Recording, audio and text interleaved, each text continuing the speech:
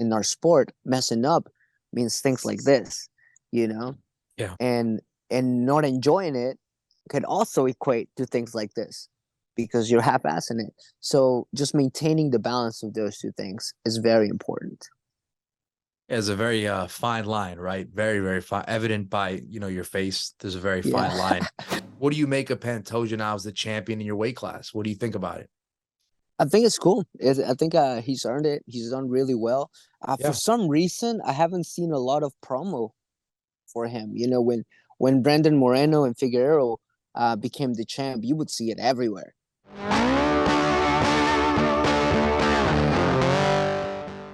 Hey, Victor, what's going on, man? What's up, guys? How y'all doing? Good, man. Good. It looks like you had a little incident yesterday, huh? Oh yeah, yeah. The fight biz right here. It's like, so you want to be a fighter, huh? That's the first thing that comes to mind, right? Anyone that wants to be a fighter out there, that's the kind of stuff you got to deal with. Yeah, and you just have to take it how it goes. You can't be mad about it. You can't be upset about it. It's just things that happen. I mean, you're constantly trying to better yourself at something that constitutes hurting someone else, and you're bound to be that person sometimes. Yeah. No, absolutely, man. So what are you hanging out outside right now? Yeah, I'm outside. We're just enjoying the nice weather change. It's a little cooler right now, and just enjoying the breeze. Not that I have this week off to rest and recover from the cut. Yeah. How did it happen? I was spinning back fist, right? So something completely legal, nothing out of the ordinary in sparring. But I came in to close the distance for a clinch, and so I caught the elbow instead of the back fist. Oh, wow. Yeah. I mean, I guess it happens, right? Yeah, Where are you it's training happened. right now? Where did that go down? Oh, this happened at Next Okay. Generation in Frisco with Coach Chris Brendan. We Okay. Yeah. had Gotcha. our sparring. Yeah, man. Look, obviously it's been a few months since we've seen you. What have you been up to, man? Obviously we saw you last, what was it, like in June, I think. So what have you been up to, Yeah, man? I've been training, just constantly working, getting better. I've been working a lot more on my grappling with the gym where I work at Double Five, and now with Next Okay. Generation and with Coach Chris Brennan, and it's really helping. I'm getting exposed to a lot of high level grapplers, not only grapplers as specialists, but also grapplers as MMA fighters. Right. Because there's a slight difference between the amount of good work and learning experiences, but still different for the habits that you want to have when it comes to fighting. Yeah, 100%, man. And obviously, obviously you're of Mexican descent, right? When you're not fighting and all that, where do you hang out in Mexico? No, I hang out here in Fort Worth where I have my family, my wife, my two kids. Or you got Um, everyone there? no, just my nuclear family. I have my mom and Sure. my Close sister, family, yeah. my close family, mom, sister, and a few cousins here. But all of my dad's side of the family and the rest of my mom's family is in Mexico City. So I work here, I train here, so most of my time is spent here. And anytime I have some free time or I can escape for a few days or maybe a week or two, I'll go Yeah. to Mexico and enjoy my family there as well as some training if I get a chance. But for the most part, I stay here in Fort Worth area. Good, man. That's good to hear. Because I seen some nice backdrops that you had and some training pictures or footage where you're training behind, in front of some very cool exotic places like Mexico. So I had wondered if maybe you spend time over there. Oh yeah, yeah, I do as much as I can. I mean, you want to spend time in the nicest places, and if you're born there as well, that's a plus, right? Um, Yeah. Talking about Mexicans and fighters that are from Mexican descent and all that. It's interesting, right? Because you look at a guy like Brandon Moreno, who was a former champion in your weight class. He took some weight, he took some losses, right? Came back to become a champion. I think he even was out of the UFC, right? You look at a guy like that, right? From, the same descent as you. Does that sort of motivate you going forward? Anytime maybe you take a loss, you get a setback, you look at guys like him and you go, you know what is possible? Because this guy was even out of the UFC and he was able to bounce back. So, one loss isn't the end of the world. Do you think along those lines ever? Yeah, yeah, I think it helps. Taking a loss can kind of get you down. It's um, it's a difficult thing to do, but it's also something that's necessary for anybody really to take a loss in any aspect of their life. It doesn't really matter your profession, but when you take a loss, you have to kind to, you know, look inside yourself and think, okay, what is it that I do? What is it that needs to be changed? What needs to be maintained and what needs to be upgraded? And you have to look at it as an opportunity to become more instead of as an opportunity to, abandoning or quit. It is a difficult thing to take a loss because it really makes you question your abilities, and Sure. as it should, but you should answer those questions with positivity, with excitement, with inspiration to become more. And looking at people who've done it before lets you know that it's not the wrong path to do. It's not the wrong path to take, and it's not something that's going to waste your time to invert even more of yourself to whatever it is that you're pursuing. Yeah, 100% agree, man. Now, you mentioned something interesting, right? You said that you were focusing a lot on the grappling or something along the lines of you were training a lot of grappling with different people. Is that something that came, byproduct of the last fight of how that went down? Is it because of that, or is it something you wanted to do regardless? It's something that I've been doing regardless. For the longest time, of course, my background was always been the striking. I started with Taekwondo, and Right. I've done striking for 20 years, and I've only done grappling for 10 years. And because of that, I know that most of the opponents that I've faced throughout the years know that my main thing is to strike. And therefore, Yeah. it is smart of them to focus on attacking me with their grappling. And I cannot neglect that. And therefore, I have to double down on the practice, on the training, on the learning of the grappling aspect of the fight, because that is where most of my opponents are going to see the way to defeat me, right? If they want to find a way to give me the hardest time, is going to be the one that I've trained the least. And that is true for every fighter. If I'm about to fight a grappler, I want to Yeah. focus on keeping it on the feet. If I'm about to start a striker, then I want to try to drown him with the grappling. And it is, Yeah. something that all the fighters, as smart as they are, need to focus strategically to do it. And me focusing on the grappling is just closing those holes of my game, which is what I've trained the least, which is grappling. Let's talk about that last time we saw you in action, right? Tim Elliott, he's known to have a little bit of an awkward style, you could say, right? It's kind of hard, could be a little weird to deal with, right? Did he throw you off at all with anything he did when you were in the octagon with him? No, not really. He's really talented, amazing grappler, of course. And but as far as the movement and rhythm that goes, throwing me off, no, I wouldn't say that it threw me off. I would just say that he strategically defeated me with what he's the best at, which is grappling, and that's another reason why I need to close those holes in grappling. But throughout my career and experience in competing in many different martial arts, Yeah. I've seen a lot of things. I've seen people throw capoeira stances at me. I've seen kung fu stances. I've seen really low wrestling stances with grappling. So Yeah. I've seen a lot of approaches when it comes to the application of fighting. And in front of me, before me, many opponents have moved really oddly. And you just have to remember two things: rhythm and timing. If you can master the observation of rhythm and timing of your opponent, it really doesn't really matter how they move.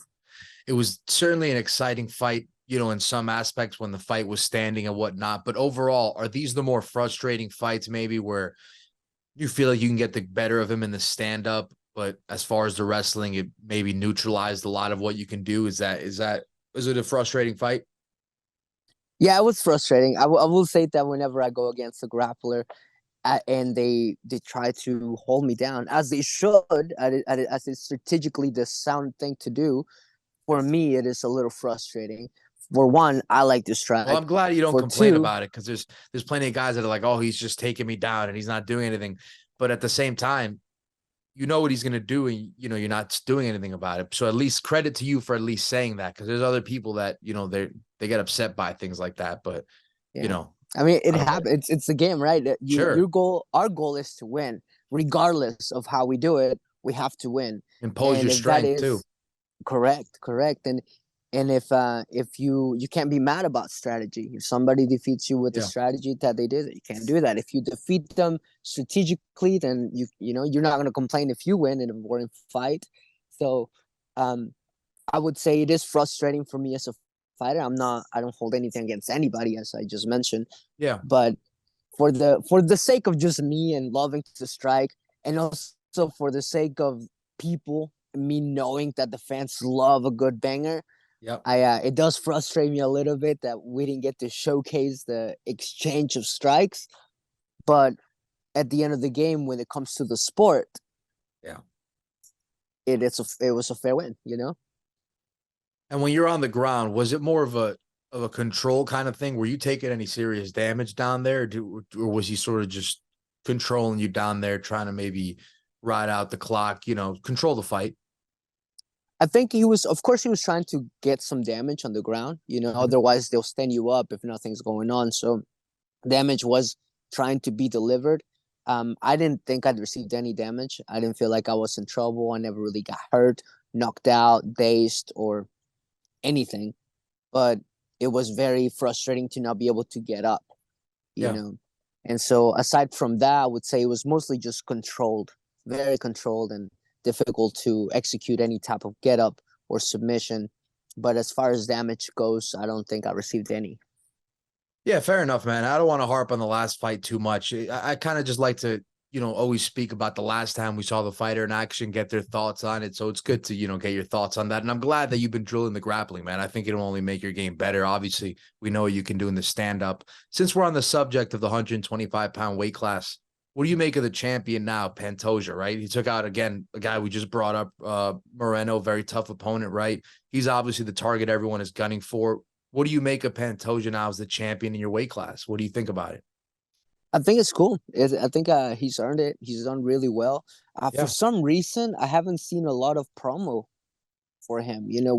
When Brandon Moreno and Figueroa became the champ, you would see it everywhere. yeah. But for Is some he reason, scheduled to fight anyone yet? I'm not entirely sure. I'm not sure, to be honest. But Yeah, I am probably very not. surprised as why there's not a lot of promo for him or about him being the champ. You don't really see it as much when Figueroa and Brandon Moreno were champions. You were Sure. reminded about it all the time. And I don't know why Pantoja is not getting that. Yeah, listen, I agree. Maybe, I don't know. Maybe he's not as popular as them. I don't know. Who knows? The UFC could be kind of a Who weird knows?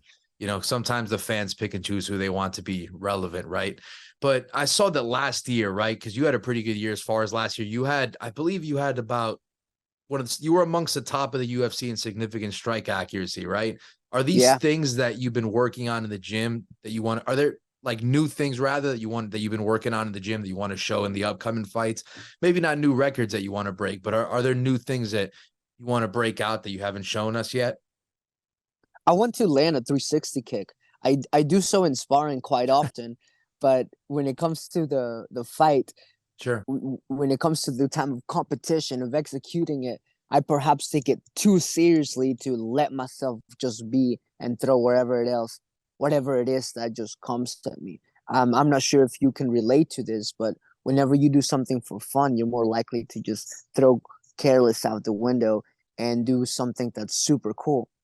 Yeah. And whenever it's time to compete and you take it a little seriously, sometimes we find ourselves a little more reserved and composed and maybe restricted on what is it that we're going to do or throw or showcase. So I want to get to the level where I'm comfortable enough, not only in training but also on the stage, on the main stage, to just let myself be free and throw all the things that I do in sparring. Do you feel like you've been limited in your performances? Like, I don't know, have you felt like maybe a little overwhelmed by the stage or anything? Do you feel like you put your best performance out there yet? I feel like I put my best performance at that time. Every day of the fight, whenever it's fight time, I tell myself today I'm going to give the best performance I can so that I can accomplish the goal, which is to win the fight. And Right. I think I don't hold back or anything. I don't think that I keep myself from, giving the best of myself.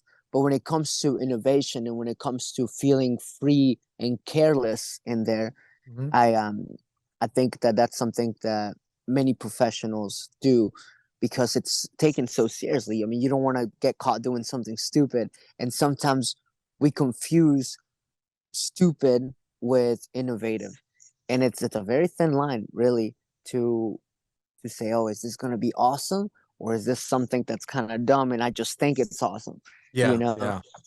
So things like that, and that is something that you start pondering on the spectrum of the artist of yourself. You know, martial arts, of course, is a sport, but when it comes to the performance of it, in a way, you're an artist because you're composing something creative, a creative way to defeat your opponent in this combat arena. And you, if you get too creative, you can steer away from what's practical. And if you get too practical, you can get caught in something that you get frozen by because you blocked your innovation and your creativity to do something about it. So there has to be a perfect balance of being able to stay adaptable to whatever comes and make sure that you don't abandon what's practical. Yeah, very well said. And speaking of the arts and, you know, sort of expressing yourself and whatnot, I read in a past video or an interview, something along those lines, where you talk about how music has been able to benefit you in mixed martial arts, right? That's obviously interesting and maybe ties into what a little bit of what you just said. Can you talk about that a little bit? Like how has music benefited you in the mixed martial arts sense? Well, one of the first things that it helped me realize is the importance of practice. Just practice, constant practice. So when you say practice, you know, you may think, oh, well, I'll go to class like 5, 10, 7 times a week and what have you. And that's good. But I practice, for example, I'll practice a scale for like 30 minutes. Then I'll Right. stand up and I'll go do something. Then I come back and I'll play it and I'll mess up. Those 30 minutes, as much as you think it's a long time of doing just one thing, just practicing one thing for 30 minutes, you would think it's enough, but it's not. So focusing, it really taught me how to practice martial arts. It taught me that a long time, what we perceive as a long time of practicing one particular move really just teaches us how to be comfortable with it. And then a lot more time has to be dedicated to that so that we can be proficient with it. And then more time has to be dedicated so that you can start doing it in actual live rounds. So the importance of practice is, you know, very present now in my martial arts, thanks to what music has taught me. And another very important thing that I've learned through music is the importance of remaining focused and at the same time and enjoying what is it that you're doing. Very often we find ourselves so focused on doing something that we no longer enjoy it. We forget we're enjoying it. We forget we like it because we're Right. so focused on doing it correctly. And when we get too focused on doing it correctly, we stop half-assing it because we're not enjoying it. And when you start enjoying it too much, you lose focus and you mess up. So there has to be a perfect balance between enjoying and focus. And that's perhaps one of the most important things that music has taught me is how do I remain inspired to enjoy what is it that I'm doing and at the same time not get carried away and lose focus. Because in our sport, messing up means things like this, you know? Yeah. And not enjoying it could also equate to things like this because you're half-assing it. So just maintaining the balance of those two things is very important. It's a very fine line, right? Very, very fine, evident by, you know, your face. There's a very fine Yeah. line. What instrument is it that I'm seeing you play on your Instagram? What is that? Because I'm not very uh, into like the musical instruments. I'm not sure what the name of it is. it's a cello, a violoncello. Sure. I thought Yeah. maybe it was a cello, but I don't want to look stupid and say, is that a cello you're playing? So I Yeah. thought it would be better to ask you. You know what I mean? How long you been playing that? 5 years. I've been playing for about 5 years. Is it hard to play? Oh, I mean, I would say so. I would say it's hard to play. I didn't start it until I was an adult. So, you know, when you're a kid, I'm sure if you ask a 5-year-old cellist if it's hard, they'll say, no, it's not hard. I eat it. I do it between my lunch and my breakfast. But for me, I mean, it's very difficult. I picked it up as an adult and just, you know, finding there's no frets. So you just have to make sure that you hit the right notes, but you can't look at it, right? You have to just look at the music and just muscle memory. Where is it that you're putting your fingers in so that you can Yeah. hit the right note? Yeah, that makes sense. I'm not very good with the music stuff, but you seem to be a very talented guy as far as in mixed martial arts and music. And speaking of mixed martial arts, right, at 32 years old now, how are you feeling compared to like, say, your 20s? Like, do you feel like you're still at your top level physically? Oh, most definitely, most definitely. I would say that in my 20s, I was very my body was a little immature when it came to me understanding how my body works. It was just the knowledge that I had at the time of my martial arts and just me doing it. But now I have that, and the years of practice have given me a very complete awareness of how is it that my body can move, how is it that my body can function, and therefore understanding the limits that I have and the limits that other bodies have. And I would say I'm still at the top of my game physically. I feel amazing. My cardio has always been great. My strength has definitely improved. I didn't do much of strength and conditioning in my early 20s, and I have been doing it for the past 4 years. So I've definitely improved in that aspect. As far as the time frame upon like a return, when do you think we'll see you back out there again? If it was up to you. Well, I was about to go into December into the Austin card to Okay. substitute for CJ Vergara, but they found someone else, so that's good. They fill up that card, and I'm hoping to be back somewhere really early next year, if not January, then February, but as soon as possible. That sounds exciting, man. I can't wait to see you get back in there. Listen, it was good to check in with you, seeing everything's good for you right now, except for the cut, but I'm sure that'll heal up quick. I'm glad to see again. Yeah, glad to see everything's good for you, man. Appreciate you coming on. And I'm again looking forward to seeing you back in there again. Looking forward to it. It's great talking to you. All right, man. Thank you so much.